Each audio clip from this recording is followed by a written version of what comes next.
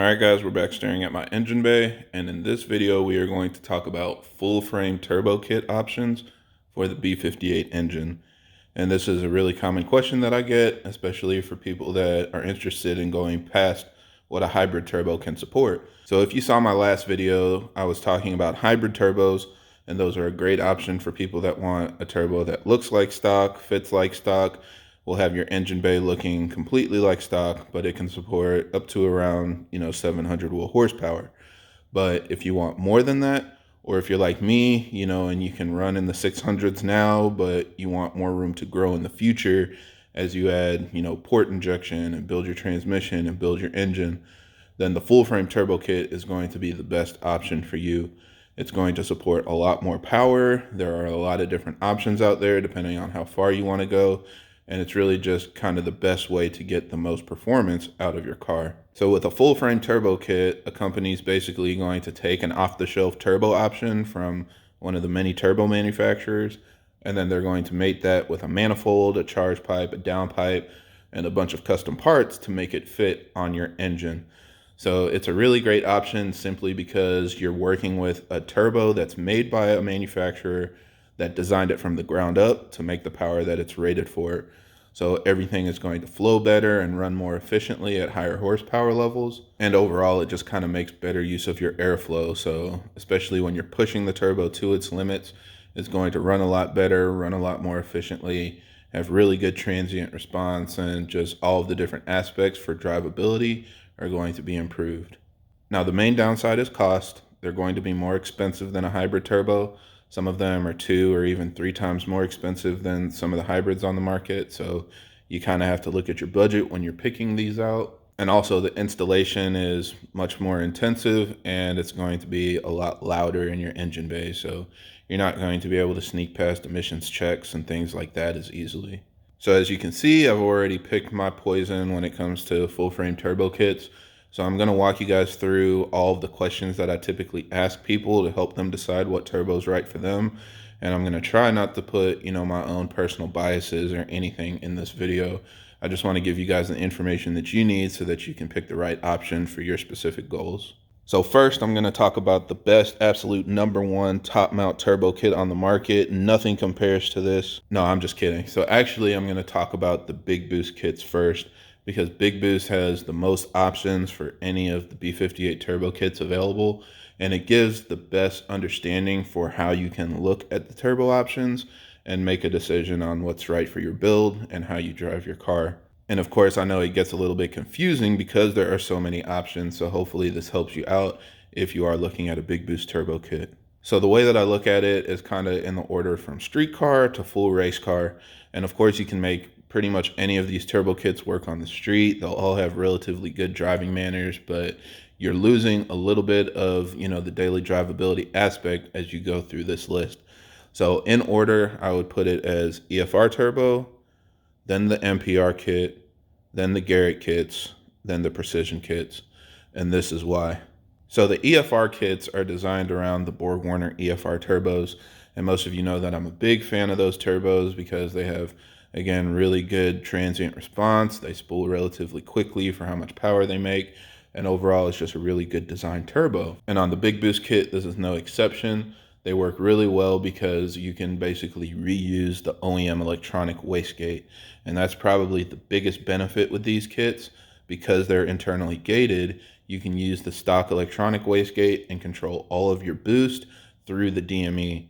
And this is a really big deal because when you're controlling boost through the DME, you have a lot of flexibility in how the boost control is managed. So especially if you're trying to push the limits of the direct injection system, it can allow you to ramp boost in around your fuel limit so that you're not really leaving anything on the table. It also helps preserve a lot of the safeties in the car. So if you're losing traction or have any kinds of issues that put your car into limp mode, it can immediately cut boost to help protect your engine components. So it's really nice to maintain that OEM functionality, even with a full frame aftermarket turbo kit.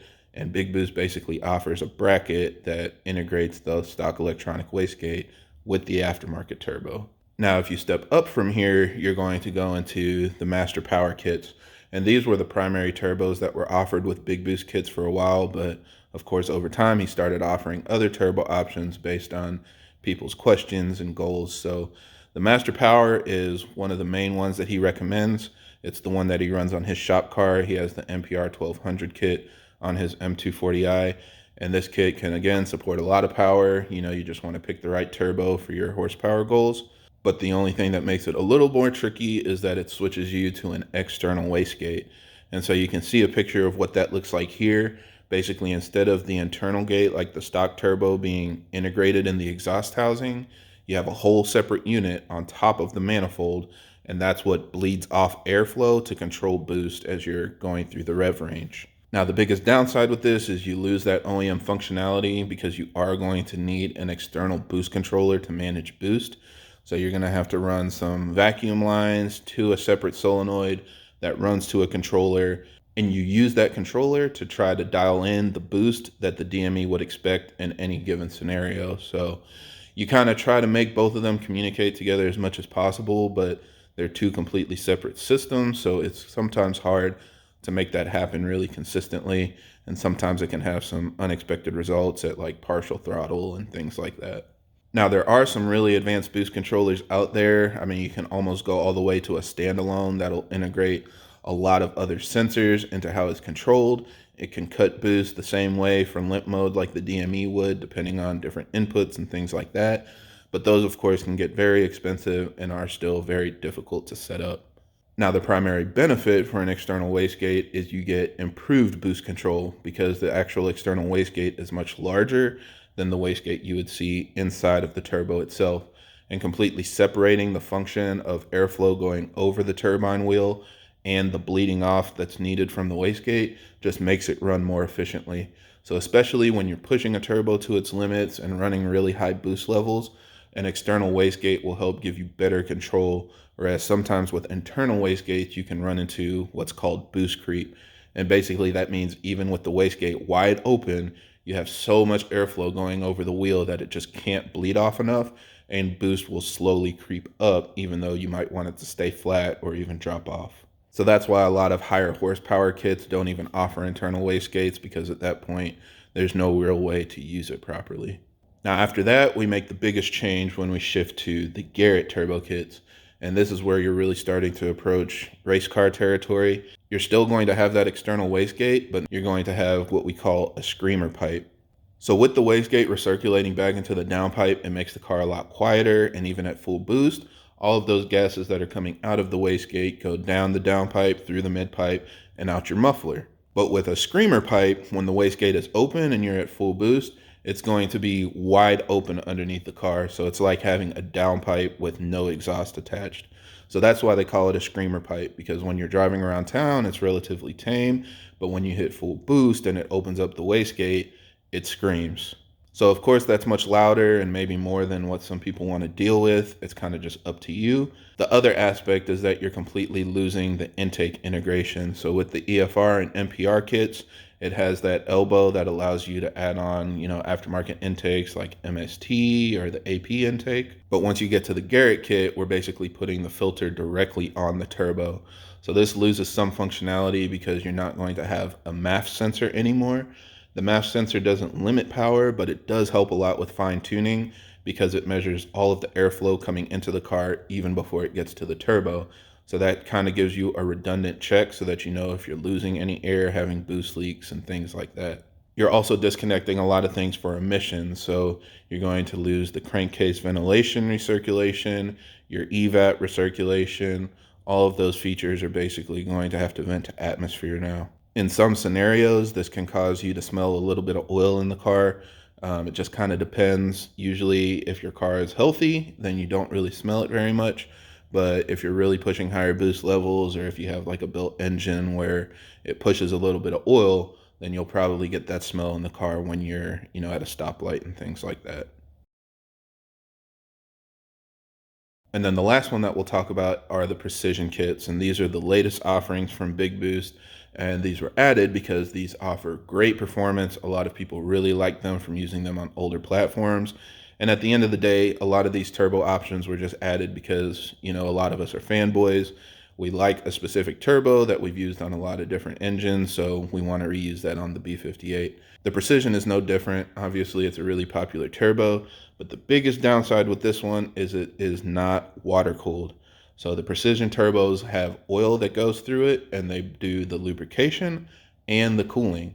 So you're going to have to basically lose that feature where you have the electronic water pump working as a turbo timer. The way the turbo timer works is when you turn off your car, sometimes you hear that buzzing of the water pump working and you hear the fans turn on. What the car is doing is cycling coolant through the turbo to help it cool down slowly so that it's not just baking underneath the hood of the car. So especially if you were beating on it, and then you park and turn off the engine, the turbo timer will run to help the turbo just preserve its life. With the Precision, you lose that functionality because it's no longer water cooled. So it's just something that I like to have on an aftermarket turbo kit, especially if you're pushing it. Again, a lot of people have good luck with the Precision, so it's not the end of the world, but for a daily driven car that you're going to be, pushing on back roads and different things like that, I just feel like having the water cooled aspect is a really nice benefit. So those are the different things that I look at when trying to help people pick out a turbo kit. Again, the Big Boost offerings just help kind of illustrate that by going through their full range of aftermarket turbos, but it's really up to you and your goals for what you want to pick. Now, next, we're going to talk about the turbo kit that I have. And of course, I'm a big fan of this one. This was one that I was waiting on, and it was made by a company called DOCRace. It is a top mount turbo kit compared to the Big Boost one, because as you can see, the turbo is mounted on top of the manifold, whereas with the Big Boost kit, the turbo is underneath the manifold. Now, I really like this kit because it has long runners that are all completely separated. The Big Boost kit has a log manifold, so it kind of creates more opportunities for air to collide and kind of disrupt airflow. However, of course, being a twin scroll manifold and having really short runners, that's not a huge deal. But just kind of for me, I like having the long, completely divided runners that come with the tubular manifold on a top mount kit. And also it comes with an EFR turbo. Now, this was the first turbo kit to offer an EFR turbo, and it was also the first turbo kit to offer the integration of the OEM electronic wastegate. Basically, you can see that here. That's the OEM electronic wastegate off of the stock turbo. And then there's a little adapter that connects to the flap on the exhaust housing. So this was like really innovative when it came out. Now a lot of other companies are doing it as well, just because of the ease of tuning. And when people saw that this was possible, they really wanted to use that on their setup. So big shout out to DOCRace for making that work. I really do love the turbo kit. Obviously it looks really cool, but again, if you're trying to have kind of a subtle setup, this probably isn't the right one for you. Just like the Big Boost kit, it comes with a whole range of EFR turbos that work with it. All of the turbos in this family, they're called B2 frame turbos, bolt up to the exact hardware. They all fit in the exact same shape. So that's why this turbo looks like it can make, 1,000 horsepower, but really it's only rated for like 700. All of the other turbos fit in the same housing. They just have different wheel designs inside of the turbo to allow it to make more power. So the internals are different, but from this aspect, they're all the same shape. And at any time, I can basically take this turbo off, put a bigger one on, and it'll bolt up to the downpipe, manifold, charge pipe, everything. So yeah, I highly recommend that kit. They are a channel sponsor, so if you do choose to go that route, definitely let John know that Kevin sent you, and you guys won't regret it. Now, the last option that I'm going to talk about are the Supra specific kits, and we have a lot of top mount turbos for the Supras. Of course, when the A90 came out, that really opened up our aftermarket, and the top mount is just kind of the go-to. If you ever look at a big turbo or single turbo 2J, they're all top mount turbos.